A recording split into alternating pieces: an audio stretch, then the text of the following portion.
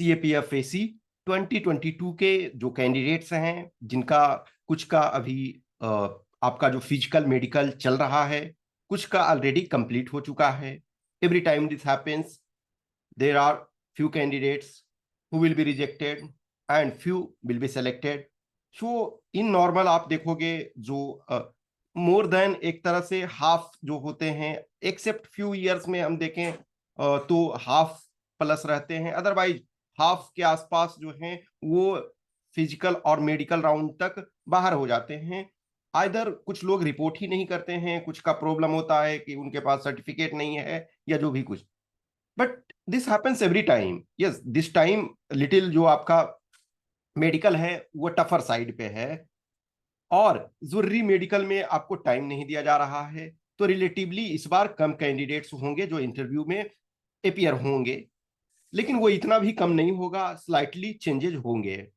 तो जो भी कैंडिडेट, सपोज आप फिजिकल मेडिकल पास हो चुके हो, और या जिनको री मेडिकल मिला, री मेडिकल में आप पास हो चुके हो, तो इंटरव्यू आपका एक इंपॉर्टेंट माइलस्टोन है। क्योंकि जो आपका फिजिकल मेडिकल है, पीएसटी, पीईटी, एमएसटी, आरएमई जो है, उसमें आपके मार्क्स नहीं है, वो जस्ट एक क्वालिफाइंग इन नेचर है, लेकिन यदि आप उसको क्वालिफाई नहीं करते हैं तो आप नेक्स्ट स्टेज में नहीं जा पाओगे। अब नेक्स्ट जो है आपका personality test, PT, personality test या इंटरव्यू। तो इसमें ऑब्वियसली आपके 150 मार्क्स हैं।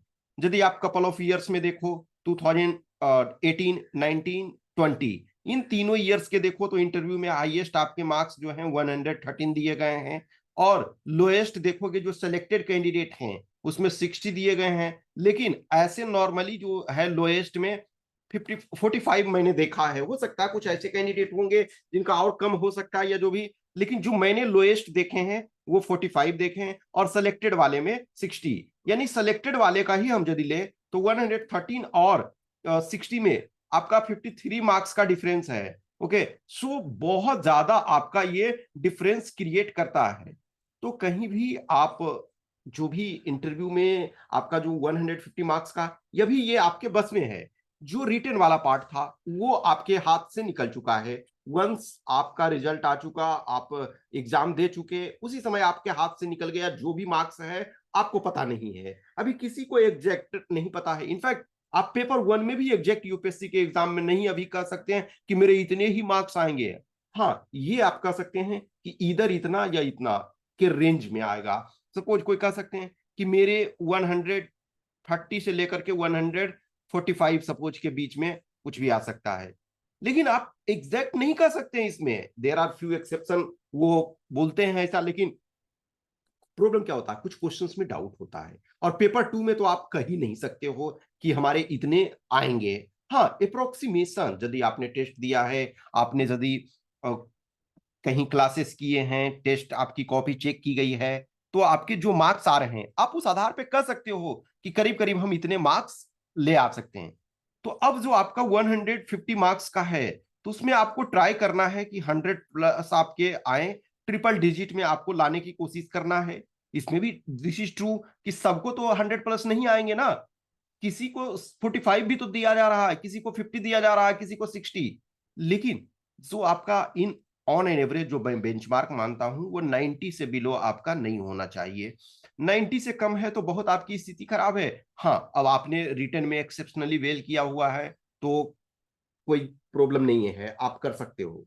लेकिन अभी आपके बस में जो है, आपके हाथ में है कि इस 150 मार्क्स को मैक्सिमाइज करना है।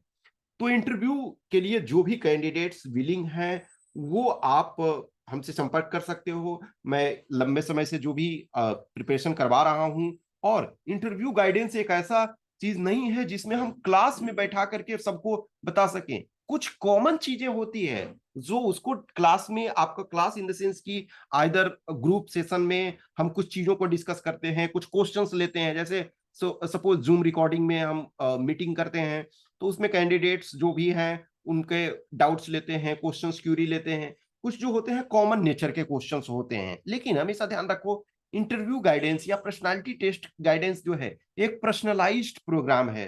Personalised programme in the sense कि एवरी इंडिविजुअल का जो डीएफ होता है वो डिफरेंट होता है।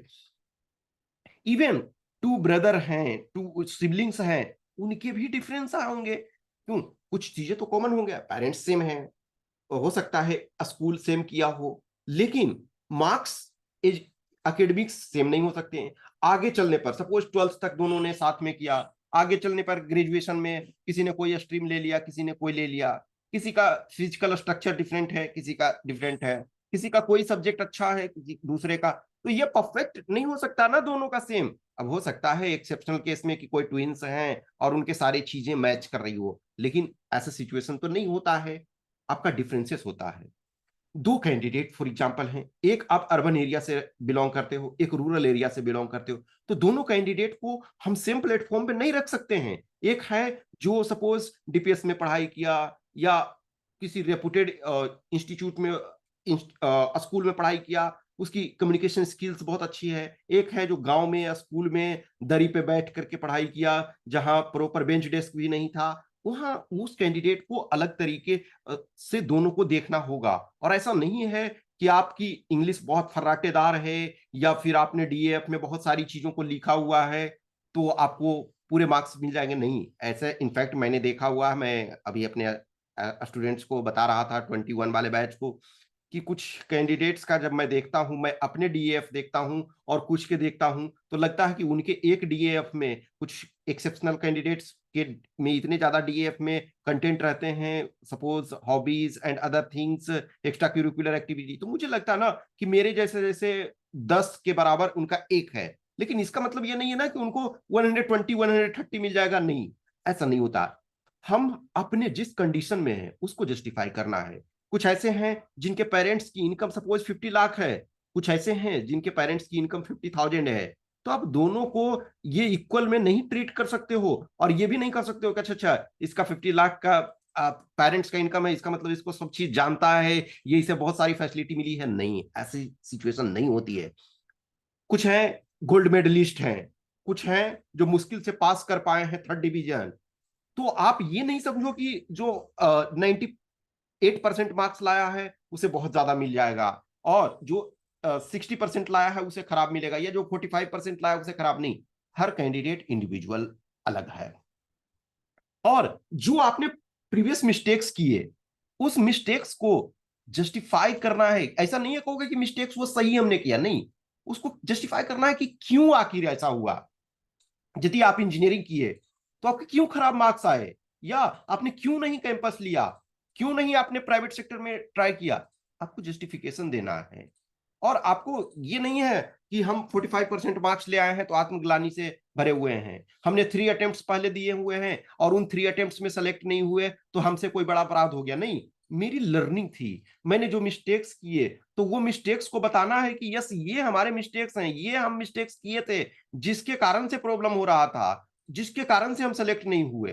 तो जो आपके समस्याएं हैं वो उन सारे चीजों को हम इंडिविजुअल लेवल पे आपको ये करते हैं, फीडबैक का एनालिसिस करते हैं, ये सॉरी डीएफ का एनालिसिस के बाद जो आप मॉक इंटरव्यू वगैरह करते हो तो उसमें फिर मैं आपको सजेशन देता हूं कि अभी आपकी ये सिचुएशन है, आपको यहाँ इंप्रूव करना है।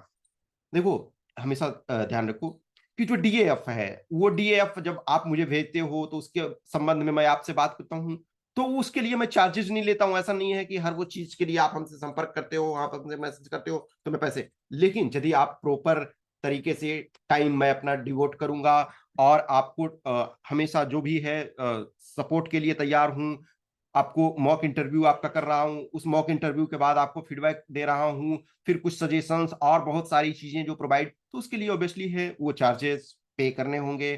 ठीक है, तो ये सारी चीजें हैं, मैं कमिंग डेज में डिस्कस करूंगा, क्योंकि अभी ऑन गोइंग आपका प्रोसेस है, अभी आपका चल ही रहा है। कुछ लोगों का नो डाउट क्लियर हो चुका, लेकिन अभी आपका चलेगा। जब ये पूरे फिनिश हो जाएगा तो मैं और सारी चीजों को डिस्कस करूंगा। ऑलरेडी आप 21 वाले बैच में देख सकते हो बहुत सारे कैंडिडेट्स जुड़े हुए हैं, बहुत सारे कैंडिडेट्स अटेंड करते हैं मॉक सेशन और जो भी। तो यदि आपको लगता है कि यस आप हमारे साथ जुड़ सकते हो तो यू आर मोस्ट वेलकम।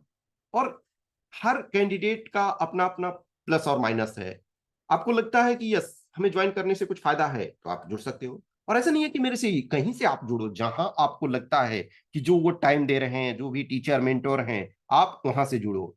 तो इसके संबंध में कुछ भी क्वेश्चंस क्यूरी डाउट्स है तो आप हमें इधर इस व्हाट्सएप नंबर 8527146498 या टेलीग्राम नंबर 7404909669 पे मैसेज कर सकते हो रिलेटेड टू एनीथिंग। और ये जो भी कैंडिडेट्स हैं मैं सबको रिस्पॉन्ड करता हूँ, हर के मैसेज को रिस्पॉन्ड करता हूँ, जो जेन्यून मैसेज होता है डेफिनेटली मैं करता हूँ। हाँ समटाइम हो जाता है कि थोड़ा लेट और सवेर, वो दूसरी चीज है, लेकिन मैं रिस्पॉन्ड करता हूँ डेफिनेटली।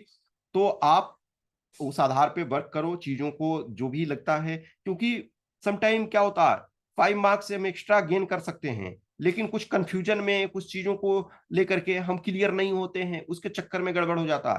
हर कैंडिडेट में पोटेंशियल है, ये आप मानो। जो 45 ला रहे हैं वो भी 90 ला सकते हैं, जो 70 ला रहे हैं वो 90 95 100 ला सकते हैं, लेकिन आपको थोड़ी सी वर्क करने की जरूरत होती है, थोड़ी मेहनत करने की जरूरत होती है। दो चीजें होती है, एक है कि ऑलरेडी जिनका एकेडमिक्स अच्छा है, जिन्होंने जो एजुकेशनल जर्नी है उनका अच्छा रहा है, उन्होंने स्किल्स, कम्युनिकेशन स्किल्स, बहुत सारी चीजों को सीखा, लेकिन कुछ ऐसे हैं जिनको शायद वो अपॉर्चुनिटी नहीं मिल पाई, जो उस लेवल के नहीं हो पाए।